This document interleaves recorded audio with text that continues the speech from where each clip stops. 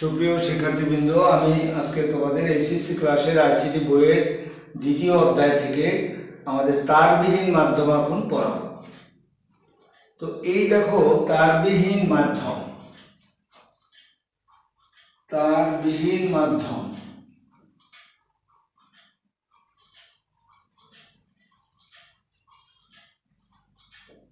তারবিহীন মাধ্যম মূলত কাকে বলে? তার মাধ্যম ছাড়া প্রেরক থেকে প্রাপকে যদি তথ্যের আদান প্রদান ঘটানো হয় তাকে বলি আমরা তারবিহীন মাধ্যম। তো এই তারবিহীন মাধ্যম মূলত বিভিন্ন প্রকারের হয়ে থাকে। এক নম্বরে হলো আমাদের রেডিও ওয়েভ,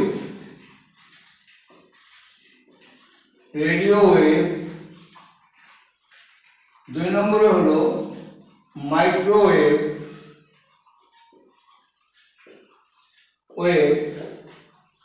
আর হলো তিন নম্বরে হলো ইনফ্রারেড।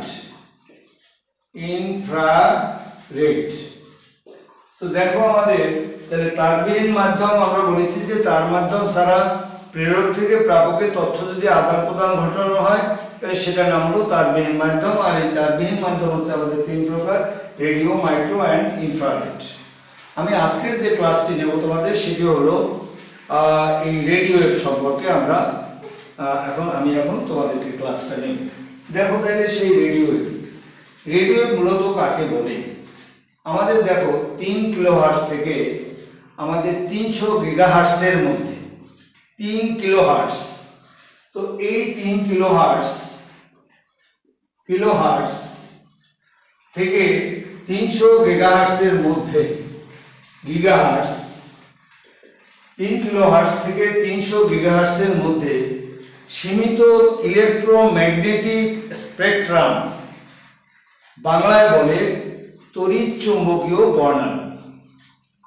ইলেকট্রোম্যাগনেটিক স্পেকট্রামকে আমরা রেডিও ওয়েভ হিসাবে বিবেচনা করি, কিন্তু ডেটা কমিউনিকেশনের ক্ষেত্রে 10 কিলোহার্টজ থেকে 1 গিগাহার্টজের মধ্যে এই সীমিত ইলেকট্রোম্যাগনেটিক স্পেকট্রামকে মূলত আমরা রেডিও ওয়েভ বলে থাকি। এই যে দুটো রেঞ্জ, এটা কিন্তু আমাদের মুখস্থ রাখতে হবে, পরীক্ষায় আমাদের এমসিকিউতে দিতে পারে। আর একবার আমি এটাকে রিপিট করি যে সেটি হচ্ছে, বলা হয়েছে যে রেডিও ওয়েভ কাকে বলে? 3 কিলোহার্টজ থেকে 300 গিগাহার্টজের মধ্যে সীমিত ইলেকট্রোম্যাগনেটিক স্পেকট্রাম বা তড়িৎ চৌম্বকীয় বর্ণালী কে আমরা রেডিও ওয়েভ হিসাবে বিবেচনা করি। কিন্তু যখন ডেটা কমিউনিকেশন ঘটে, সেই ডেটা কমিউনিকেশনে আমাদের 10 কিলোহার্টজ থেকে 1 গিগাহার্টজের মধ্যে সীমিত ইলেকট্রোম্যাগনেটিক স্পেকট্রামকে আমরা রেডিও ওয়েভ হিসাবে বিবেচনা করে থাকি। তো আমাদের দেখো যে আমরা জানি যে কোনো কিছু তরঙ্গ দৈর্ঘ্য যখন বেশি হয়, তরঙ্গ দৈর্ঘ্য যেমন আমাদের এই যে দেখো এই একটা তরঙ্গ চলে যাচ্ছে, এই একটা তরঙ্গ আমাদের চলে যাচ্ছে। তো আমাদের তরঙ্গ দৈর্ঘ্য মূলত কাকে বলে? দেখো এই যে একটু ছোট বড় হয়েছে, এই দেখো, তাইলে একটা তরঙ্গ এখান থেকে এই যে এই পর্যন্ত আসলো, এইটা হলো আমাদের একটা পূর্ণ তরঙ্গ। এই যে উপরের অংশ নিচের অংশ, যেহেতু ক্লাসটি সায়েন্স আর কমার্স উভয়ের সংমিশ্রণে, সেহেতু অনেক কিছু সায়েন্সের দেখানো যাচ্ছে না। তো এই যে এখান থেকে একটা পূর্ণ তরঙ্গ সৃষ্টি করতে একটা তরঙ্গকে যে দূরত্ব অতিক্রম করতে হয় সেটি হলো তার তরঙ্গ দৈর্ঘ্য।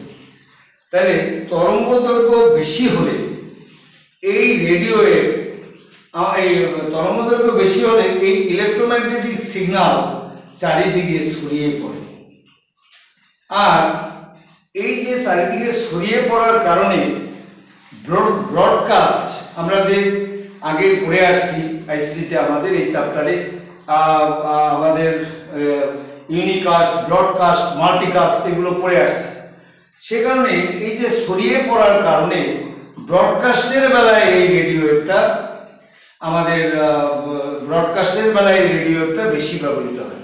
কি বলেছি, বাংলাদেশে তরঙ্গ দৈর্ঘ্য যখন বেশি হয় তখন ইলেকট্রোম্যাগনেটিক সিগন্যাল চারিদিকে ছড়িয়ে পড়ে, আর এই কারণে আমাদের ব্রডকাস্টের বেলায় এই রেডিও ওয়েভটা আমরা বেশি ব্যবহার করা হয়। তো এই রেডিও ওয়েভ পাঠানোর জন্য এই রেডিও ওয়েভটা যদি আমরা এখন আরেকটু আগে বলে নিই, রেডিও ওয়েভটা কোথায় ব্যবহার করা হয়। একজন মানুষ যখন মোবাইল টু মোবাইল কথা বলে, এই মোবাইল থেকে মোবাইলে কথা বলতে গেলে সেখান থেকে একটা ওয়েভ বা একটা তরঙ্গ বেরিয়ে যায়। এই যে ওয়েভ বা তরঙ্গ বেরিয়ে যায় এটাই মূলত হচ্ছে রেডিও ওয়েভ। তাই এই রেডিও ওয়েভ আমাদের এই রেডিও ওয়েভটা পাঠানোর জন্য যে এন্টিনার প্রয়োজন তার দৈর্ঘ্য এই তরঙ্গ দৈর্ঘ্যের 4/1 হতে হয়। আমরা যে একটা মোবাইল থেকে হ্যালো, এই যে রেডিও ওয়েভ যাচ্ছে, এই রেডিও ওয়েভের আমাদের এই রেডিও ওয়েভের জন্য এই রেডিও ওয়েভটা পাঠানোর জন্য একটা এন্টিনার প্রয়োজন। এই এন্টিনার দৈর্ঘ্য আমাদের তরঙ্গ দৈর্ঘ্যের 4/1 হতে হয়।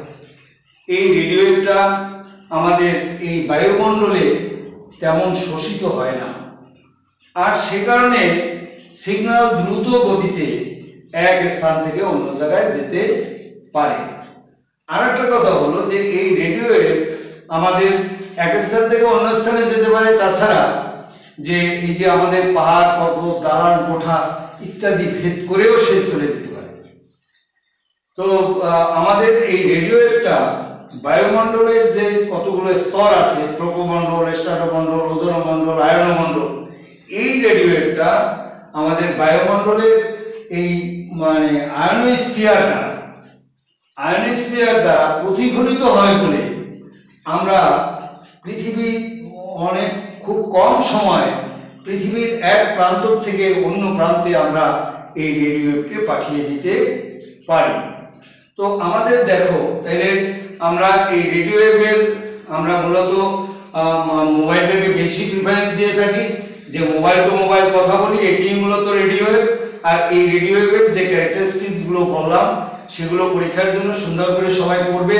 আমার ধারণা এই রেঞ্জগুলো বা যে কথাগুলো তোমাদের সাথে আলাপ করলাম সেগুলো পরীক্ষার জন্য ইম্পর্টেন্ট। সবাই ভালোভাবে পড়বা, ভিডিওগুলো শুনে নিজের মতো করে এটাকে লিখলে আমি খুশি হব। সকলকে অনেক ধন্যবাদ।